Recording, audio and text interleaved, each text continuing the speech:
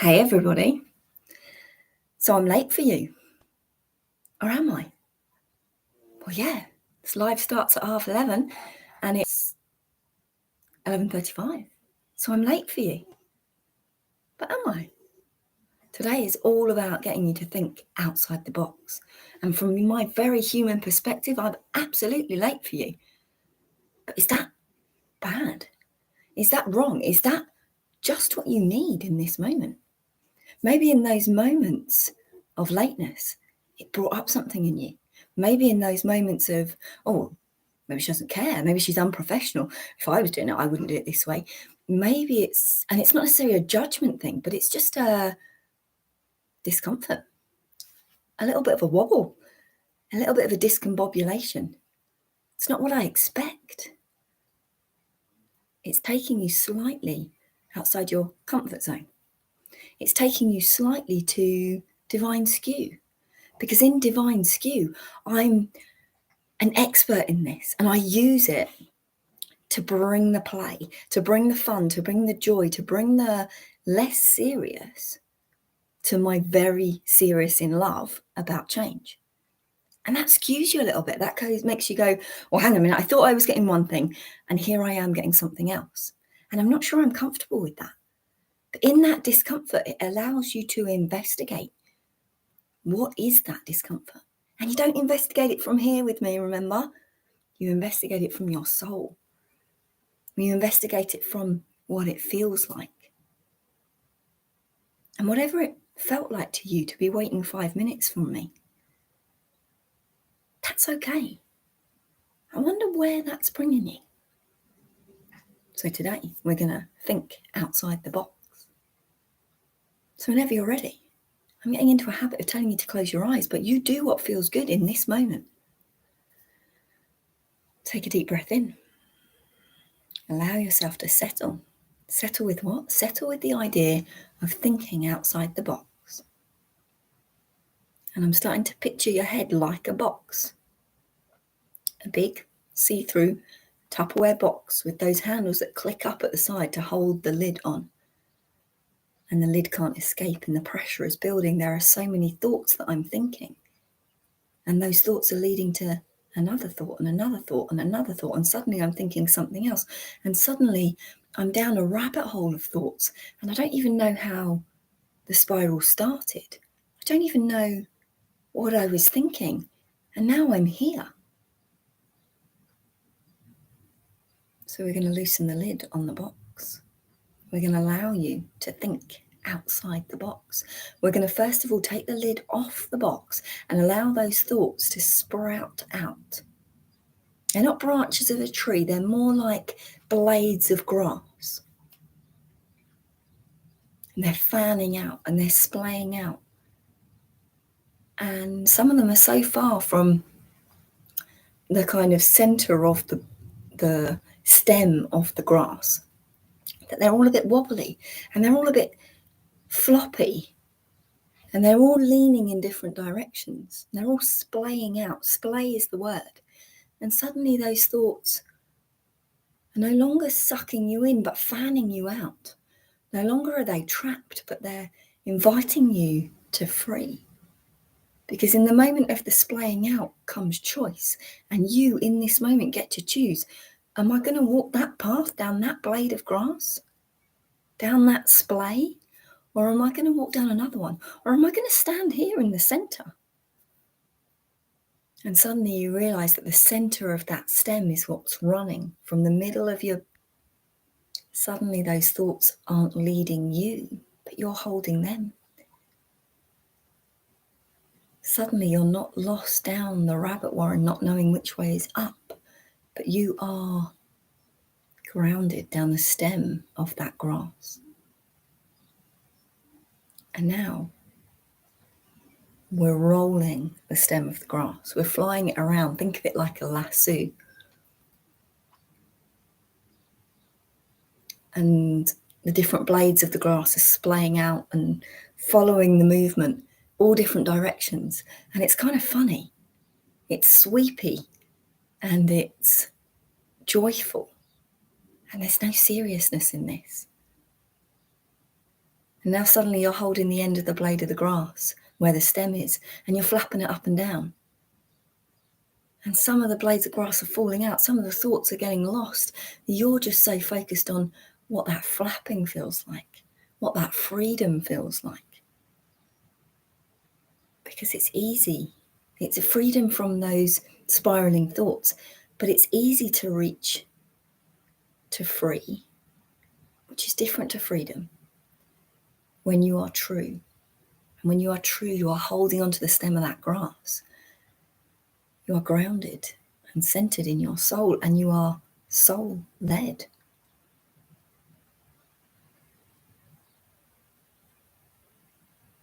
And what my energy is showing you in this moment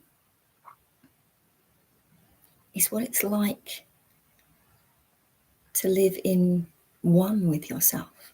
So no longer are your soul and your physical cells and non-physical cells and your energetic minds separate entities.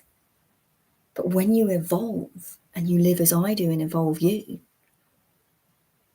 you become a one energy. It's impossible for you not to be soul-led, because you become led by your you, which is all parts of you. You can try to kind of go up into your conscious mind. You can try to be more identity-led, but it won't feel good. So in this moment with me, my energy is always assuring that you feel good in whatever change I'm allowing you to taste, or I'm facilitating that you taste. Remember, both divine dance and divine play are helping you to experience that which you wouldn't be able to without us. And what does that bring you to? Change. It brings you to the ability to welcome the change, because it feels so goddamn good to taste it in the moment that you want more of that. And here I am now. I'm not being led. Go back to that box of thought with the lid on, and you can't escape, and it's spinning around, but you're in the throes of the spinning, and you don't know which way is up, and you don't know how to open the lid.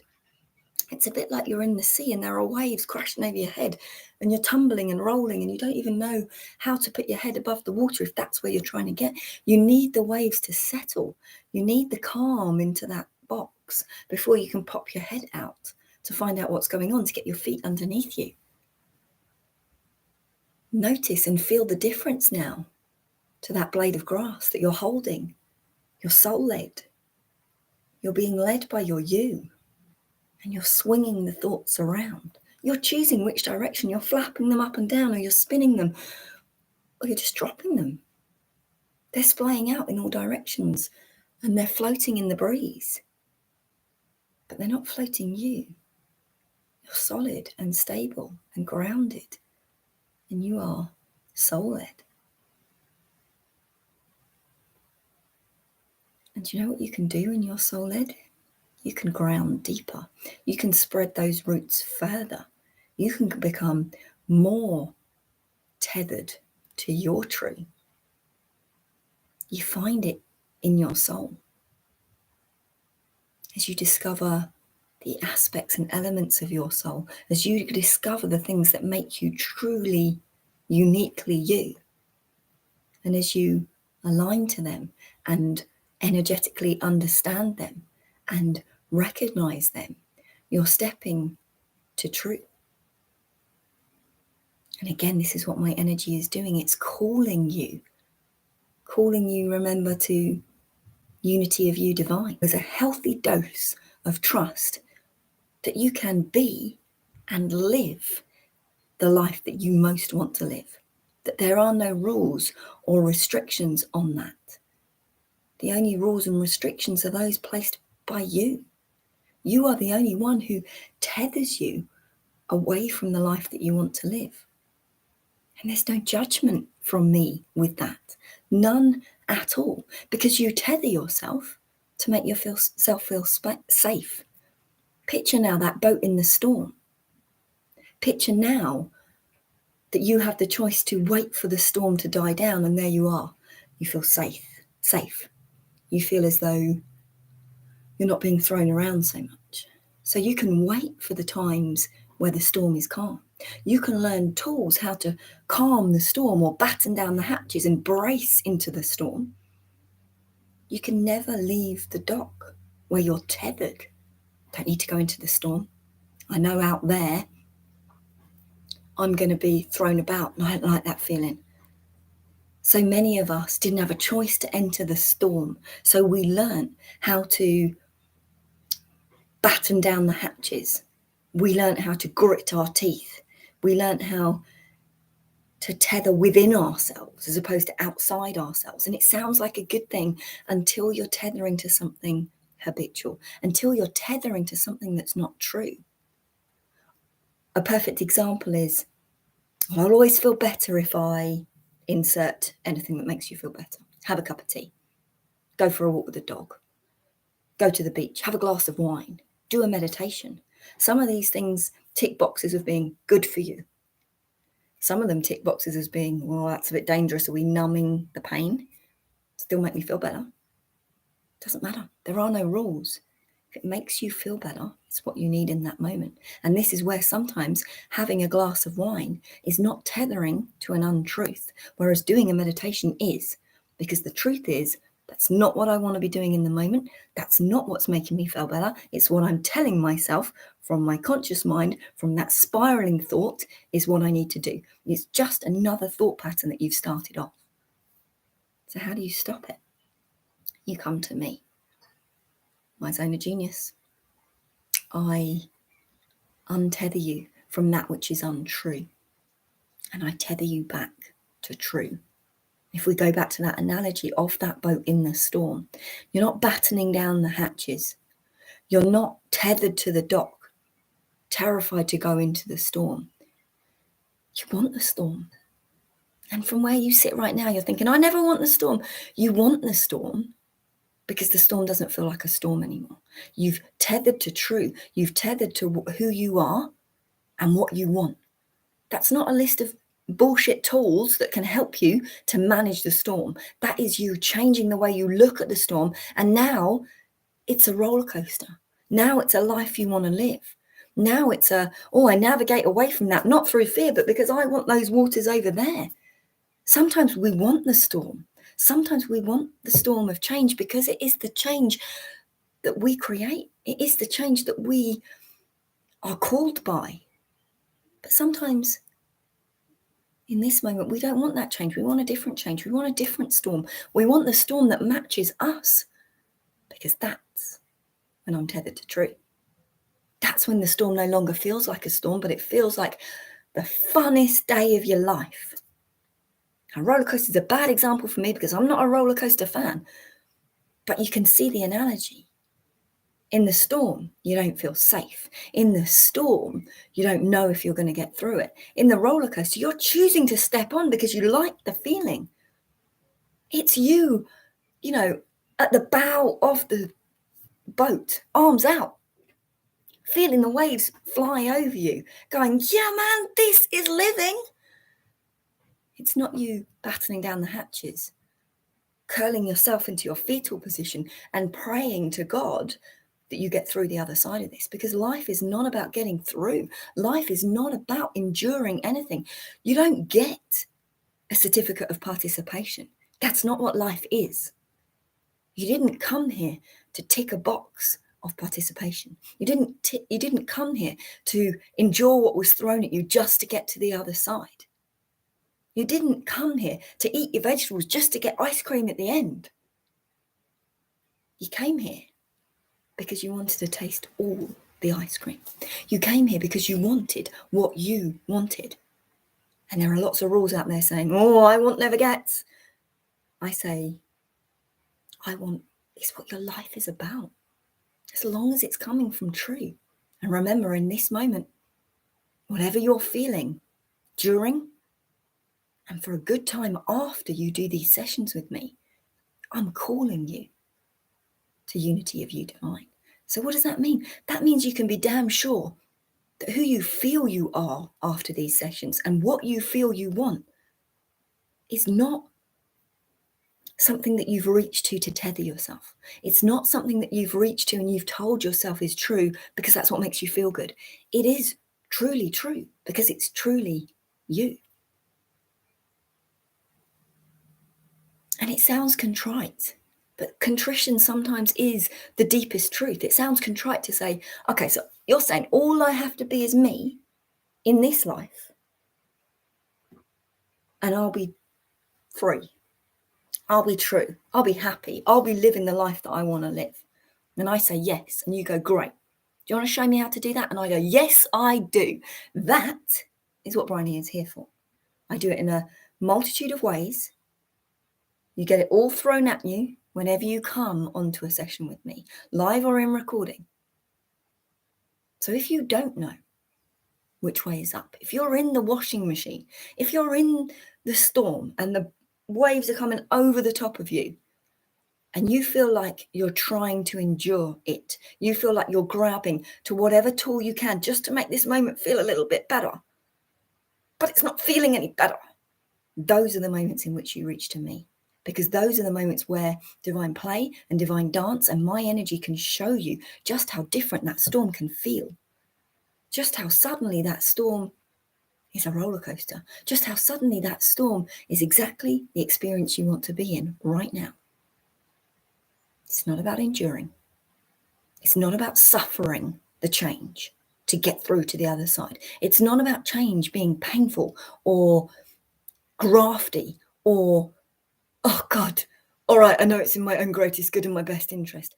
It is now with me about change being exciting, about it being fun, about it being assured in love, about it only ever feeling good or heck, divinely feeling great.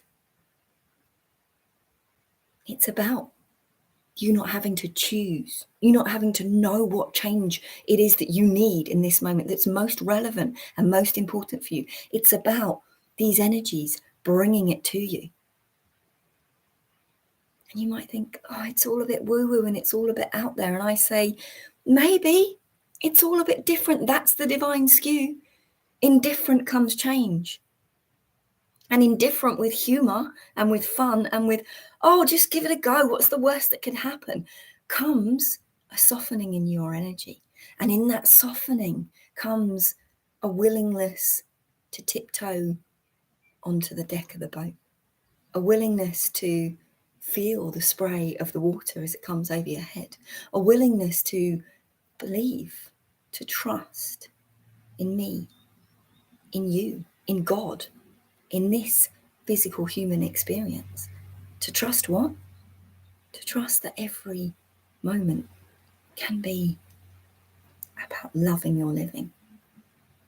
Because you exist in every moment of your living. Therefore, you can tether to true in every moment of your living. If you're tethered to true and on the path to free, and you are home, what's home? You are in divine unity of you. If you are home, you can find divine love of your living in every moment. What does that mean? It means that you experience. You experience as all that you are. You experience the things that you want to experience in the way that you want to experience them. And guess what? That feels so goddamn good. What else does it mean? Divine love of living brings connection. Connection to what? Connection to you, to your truth. Not the things that you've tethered to help you to stabilize. Because maybe you are a flying eagle, don't want stability. Maybe you're a diving dolphin and you've tethered yourself under the water and you're now gasping for air, and what you want to do is jump up out of the waves. You don't have to know if you're an eagle or a dolphin. You just have to know what feels good. And then you tiptoe to more eagle-like, or you tiptoe to more dolphin-like. And in a moment you can go from dolphin to eagle because that's what feels good. You don't have to know. You just have to know.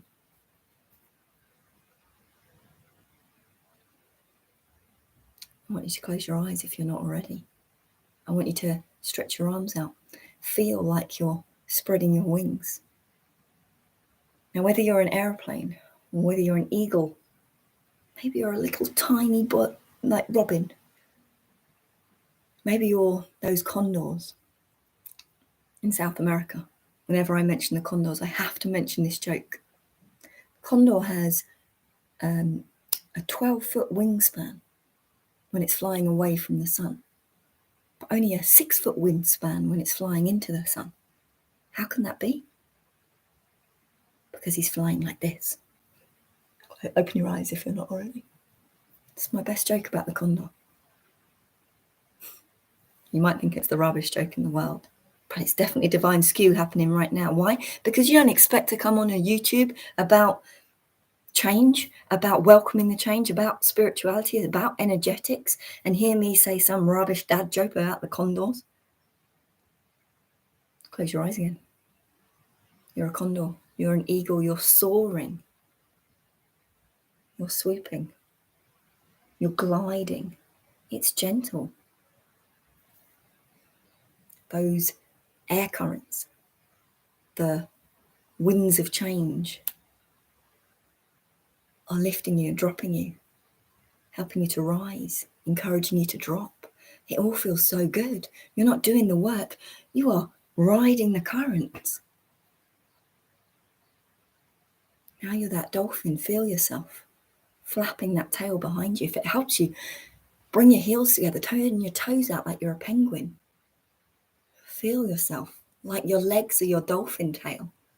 And again, you are zipping through the water. The current is with you. You're swimming faster than you can imagine. And it's such a thrill because you're not doing the work. Suddenly the current zips you this way. Suddenly it rolls you over. Suddenly you have a desire to jump up out of the water. It's important because in those moments of, heck, this is what I want to do, you're linking to, hell, that's who I am. I'm a bit daft. I'm a bit silly. I'm trouble, but in a really good way, because I help you to broaden your perspective. I help you to experience and investigate through feeling what possible and probable change that there is out there. You're tasting the opportunities of change, and once you taste them, you know what feels good. And when something feels good, you welcome it, especially if you're tethered to true, especially if unity of you divine is calling you and saying, hey, it's going to feel good over here. That's what you want to believe. That's where you want to be. Great thing about my sessions is that your unity of you divine is going to be calling your soul. Psst, try it this way. All you got to do is listen. All you got to do is notice. All you got to do is not beat yourself up when you're not seeing the change you want right here, right now. Instead, take a moment, broaden your perspective. But what change am I seeing? Not enough of what you want? Come again. I'm here every week. What are you seeing? Not the change that I want. There's other changes, but that's not what I want. Could you trust? Could you lean towards the idea that these are the building blocks to where you're going? This is not me saying, oh, you think you want that, but I know that you want something else. It's divine play saying, oh, you want that? Brilliant. As long as you do, and that's true, I will get you there. We just might go this way first and round the houses, because I know that there's a blocked road, and if we go this way, we're never going to get through. But if we go round the houses a bit, it might be a longer path, but you'll get there. And the other thing that I can tell you is that the path's going to feel good. It's going to be fun. And I was thinking this yesterday as I was driving home from somewhere. I had two routes. They're both equal time. One is a longer route, but on the motorway home. The other route is kind of through the town. It takes exactly the same time. And when I get to that bit, I felt in, which way do I want to go? And my soul always knows. My you always leads me if I ask. And it's always based upon what feels good. Last night, did I want the route that felt quickest? Or did I want the route that felt like it was least work? Because sometimes the quick route on the motorway feels like there's a driving got to get there, got to get there, got to get there. And the route through the town, be it whatever it is, it's energy. Maybe I'm a bit more distracted by things going on. Maybe, it's a bit more stop-start and I'm not just focused on my destination, but what's going on along the way. It feels shorter. So which do I do? I choose the way that feels best. Last night I chose the motorway. It felt best. It felt like gliding. It felt like I was swimming with the current. Now put yourself in a situation where you've got the choice of, okay, this route is quicker. I've done this before as well. It's a shorter amount of time to get there. This route is a longer route and I'm going to get home later, but it's going to feel like an easier journey. It's going to feel like it's a shorter route. We all know that time does funny things, right? You can have 10 minutes with your favourite person and it can feel like you've only been there for 30 seconds. Or you can be waiting for a bus in the pouring rain and 10 minutes can feel like an hour and a half. It's all about perspective. So in those moments of me broadening your perspective, I give you the opportunity to align to what feels good. I give you the opportunity to choose. And my God, are you already doing yourself a service if you're choosing to be here? You're shouting to divine change. This is what I want. I want to welcome the change. I want something different in my life.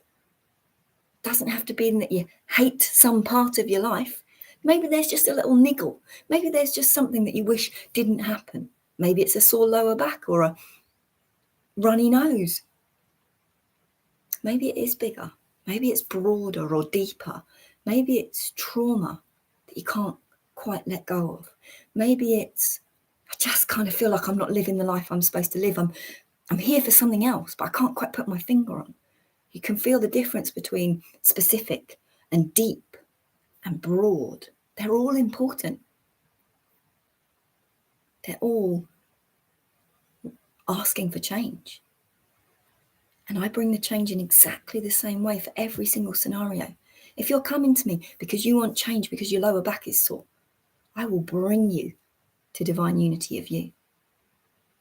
By using divine play and divine dance and divine skew to help you to taste the opportunity of change so that you can align to what feels good.